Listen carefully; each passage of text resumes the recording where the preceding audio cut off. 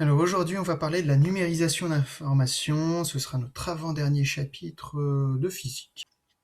Donc ensuite, on finira donc un dernier chapitre donc de physique et on enchaînera sur 2 ou 3 chapitres de chimie. Alors, la numérisation, comment ça fonctionne? Eh bien, en fait, il faut savoir que l'on a 2 types de signaux, donc les signaux analogiques et les signaux numériques. Les signaux analogiques, c'est ceux sans discontinuité, donc c'est par exemple le fait de prendre une température avec un thermomètre à alcool, vous vous souvenez peut-être avec une barre rouge, ou bien un mercure, et donc on voit vraiment l'évolution donc de l'alcool grimper dans ce tube, et donc on peut avoir vraiment toutes les températures possibles. Après, bien sûr, à la lecture de l'œil, c'est plus difficile. Et puis donc, on a des appareils numériques qui, eux, vont le faire seulement par gradient.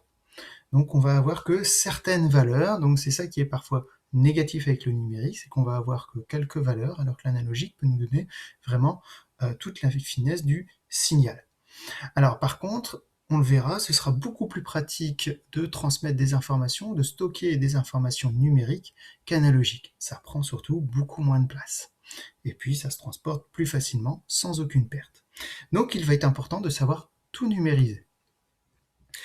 Alors pour savoir numériser, avant cela, il faut savoir ce qu'est le numérique et donc le langage numérique. Le langage numérique se compose donc de bits avec donc des 0 et des 1. C'est ça un bit, ça vaut soit 0, soit 1. Donc si on code sur un bit, soit ça vaut 0, soit 1, donc 2 valeurs possibles. Donc par exemple, on peut faire un vrai-faux, ou si c'est blanc ou noir, ou oui ou non.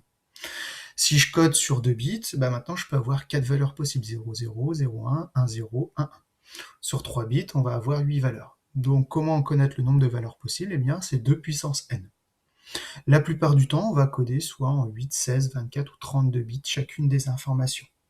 Ça nous suffit amplement en fait pour pouvoir donner un maximum d'informations. Alors, c'est quoi un signal analogique? C'est par exemple donc du son. Donc là, on a pris simplement un diapason. Un diapason, on le sait, ça fait un son pur. Donc, ça nous donne une belle sinusoïde sur l'oscilloscope. Et donc, on a bien vraiment, on peut vraiment décrire toute la fréquence du signal. Il n'y a pas de coupure. Il est vraiment totalement continu. Et on voit bien en fait la vibration du diapason. Alors maintenant, comment numériser ce signal? Donc ici, on a bien donc un signal sinusoïdal donc qui est amorti, puisque on le voit bien, la courbe se tasse au fur et à mesure. On verra que ça a un intérêt pour la suite, ce genre de signaux à comprendre. Et donc, ça va être de passer donc de ce signal purement donc analogique, donc on connaît toutes les valeurs, à un signal numérique donc simplement avec quelques valeur ici. Donc vous voyez, ça donnerait ça au niveau d'une courbe. Donc quelque chose tout en haut, un petit peu plus bas, tout en bas, un peu plus haut, et ainsi de suite. On n'a plus du tout cette continuité, il nous manque totalement la courbe, il nous manque les entre-deux. Et donc ça, c'est ce que vont faire les ordinateurs derrière, c'est qu'ils vont essayer de reconstituer donc la courbe analogique qu'on devrait obtenir à partir de ce signal numérique. Alors comment faire tout cela? Eh bien, il va falloir donc tout d'abord faire ce qu'on appelle l'échantillonnage, même si l'échantillonnage et la numérisation ont lieu au même moment. On verra ça dans une deuxième étape. Alors l'échantillonnage, ça correspond à quoi? Ça sert simplement à découper notre signal par bande verticale. Et donc on regarde tout bêtement la valeur, en fait, où se trouve notre signal quand une barre bleue ici apparaît. Puisque ça, en fait, chacune de mes barres bleues, c'est ce qu'on appelle donc la période d'échantillonnage. Et donc, entre chaque barre bleue, il s'écoule donc la période d'échantillonnage, et on parle aussi souvent de fréquence d'échantillonnage. Plus votre période d'échantillonnage est courte, plus votre fréquence d'échantillonnage forcément est élevée, puisque f est égal à 1 sur t, et plus votre signal numérique sera bien défini et retranscrira bien derrière le signal analogique. Il sera très bien défini. Mais forcément, plus vous avez donc d'informations, plus ça prend de la place au niveau du stockage. Ça, on verra ça dans le chapitre suivant. Et donc là, on va se retrouver simplement donc avec un signal en escalier. Hop, hop, hop. Alors maintenant, comment le numériser ce signal? Il va falloir donner en fait une valeur à chacun palier. C'est ce qu'on appelle donc la numérisation, qu'on appelle aussi le blocage, puisqu'on bloque sur certaines valeurs. Donc ici, dans notre exemple, on a décidé de bloquer sur un système à 3 bits, c'est-à-dire qu'on va avoir 8 valeurs possibles, et donc on découpe en bandes ce coup-ci horizontale notre signal, et pour chaque bande va correspondre donc une valeur donc en bits. Donc par exemple, ici, ma première valeur, mon premier palier, va valoir 111. Donc le début de notre code pour ce signal donc analogique serait 111. La suite serait donc 1 0 0, puis 0 0 0, puis 0 0 1, puis 1 0 0, puis 1 0 0, puis 0 1 0, puis 0 1 0, et ainsi de suite. Et donc, le but du jeu, donc, c'est d'obtenir à partir d'un signal analogique un signal numérique. Ça, il faut être capable de le faire. Mais il faut être aussi capable de faire le contraire. Donc si on vous donne ce codage-là, 1 1 1, puis 1 0 0, va savoir repositionner le signal et après donc savoir retracer plus ou moins ce signal analogique. Donc il suffirait ici de relier les différents paliers pour obtenir cette fameuse sinusoïdale amortie. Alors c'est sûr, ce n'est pas facile, mais on peut y arriver. En général, on vous décrit le signal, on vous donne aussi donc l'ordre des paliers de numérisation, et ça ne pose aucun problème. Alors pourquoi donc numériser? Eh bien si je prends donc ici notre signal du départ donc analogique, si je l'envoie dans les ondes et que je veux l'analyser après via un micro ou autre chose, hein, peu importe, eh bien ce signal malheureusement sera abîmé. On dit qu'il sera bruité. Il y aura donc des gènes dues à l'agitation thermique. On le sait, le son est perturbé par l'agitation thermique, mais aussi champ électrique, champ magnétique, enfin bref, beaucoup de choses. Et donc ça bloque un petit peu et ça bruite notre signal. Alors pour le début, c'est pas forcément gênant, puisqu'on arrive bien à retranscrire après notre signal et notre courbe sinusoïdale amortie à l'aide d'appareils qui enlèvent légèrement ce bruit. Ça, ce n'est pas un problème.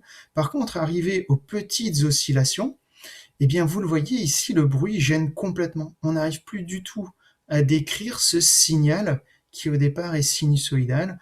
On va le voir disparaître complètement dans un bruit, et là, aucun son ne serait retranscrit par une enceinte, ce qui est totalement gênant. Maintenant, avec le signal numérique, le bruit est très peu gênant, puisque on va prendre 0 volts pour le 0 et 5 volts pour le 1. Cette différence de tension est suffisamment élevée pour ne pas être réellement gêné par le bruit courant. Alors bien sûr, s'il y a de fortes perturbations, oui, votre signal numérique peut être gêné. On le voit bien, le Wi-Fi ne passe pas partout, les téléphones ne passent pas partout, mais voilà, on arrive quand même à surmonter pas mal de problèmes, en tout cas, grâce à cette numérisation du signal. Et donc, comme vous le voyez ici, on peut facilement, même quand il y a beaucoup de bruit ici, on se doute bien que ça vaut forcément pour un 1. Par contre, ici, on le voit aussi très très bien, ça vaut forcément pour un 0, ça peut pas être un 1, malgré le bruit qui a lieu ici. Donc c'est plutôt facile, et c'est très facile aussi du coup de régénérer notre signal donc analogique derrière tout cela. Il faut aussi savoir donc numériser une image. Alors comment numériser une image? Pour cela, en fait, il va falloir aussi découper, donc comme pour un signal sonore, notre image en bande horizontale et en bande verticale. Chaque petit carré, c'est ce qu'on appelle donc un pixel. C'est un morceau de l'image, et plus il y a de pixels, plus votre image sera bien définie. Chacun des pixels, il va falloir ensuite définir précisément la couleur de ce pixel, et après savoir la retranscrire, en sachant que la retranscription de chaque pixel se fait par synthèse additive, puisque dans chaque pixel d'un écran, eh bien, vous avez 3 pixels, un pixel rouge, un pixel vert et un pixel bleu. D'accord? Donc dans un pixel, on peut dire qu'il y a 3 pixels dedans. Donc il y a 3 petites LED à l'intérieur qui s'allument ou qui s'éteignent à différentes intensités de couleurs, qui nous permettent d'obtenir toutes les couleurs que l'on veut, puisqu'on peut en obtenir en fait 16 millions.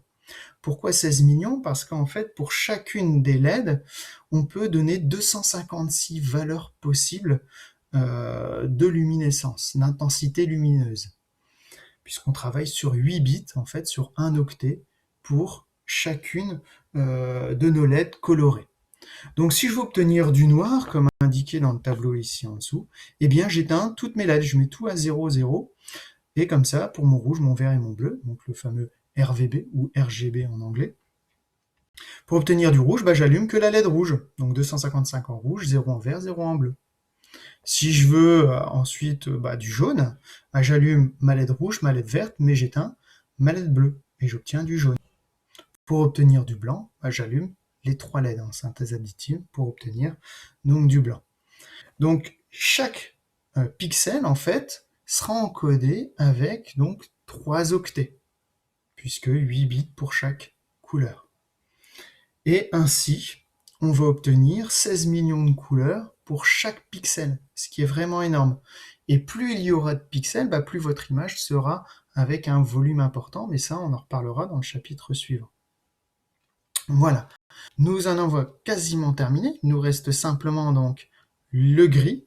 Alors le gris, il faut savoir comment ça fonctionne, et bien il suffit simplement d'allumer avec la même intensité en fait chacune des LED. Si on éteint tout, c'est du noir, si on allume tout, c'est du blanc, et si on allume tout avec la même intensité, par exemple 94, 94, 94, et bien on va obtenir cette espèce de gris ici.